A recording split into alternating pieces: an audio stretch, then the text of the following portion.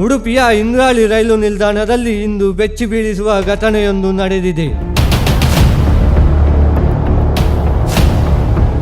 ಪಶ್ಚಿಮ ಬಂಗಾಳ ಮೂಲದ 28 ವರ್ಷದ ಸುಭರತ್ ಮರ್ಮು ಎಂಬ ಯುವಕ ನಿಲ್ದಾಣದ ಎತ್ತರದ ಗೋಪುರದ ಮೇಲೇರಿ ಆತ್ಮಹತ್ಯೆಗೆ ಯತ್ನಿಸಿ ಎಲ್ಲರಲ್ಲೂ ಆತಂಕ ಮೂಡಿಸಿದ್ದ.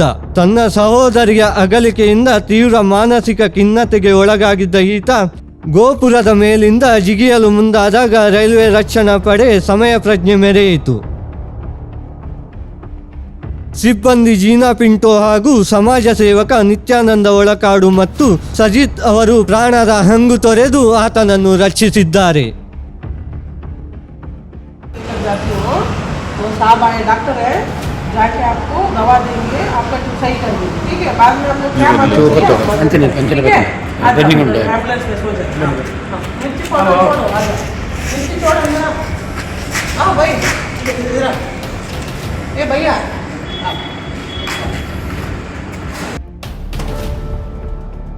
ಉಗ್ರ ವರ್ತನೆ ತೋರುತ್ತಿದ್ದ ಯುವಕನನ್ನು ಸಮಾಧಾನಪಡಿಸಿ ಅಜ್ಜರಕಾಡು ಜಿಲ್ಲಾಸ್ಪತ್ರೆಗೆ ದಾಖಲಿಸಲಾಗಿದ್ದು, ಸಮಯೋಚಿತ ಕ್ರಮದಿಂದ ದೊಡ್ಡ ಅನಾಹುತವೊಂದು ತಪ್ಪಿದಂತಾಗಿದೆ.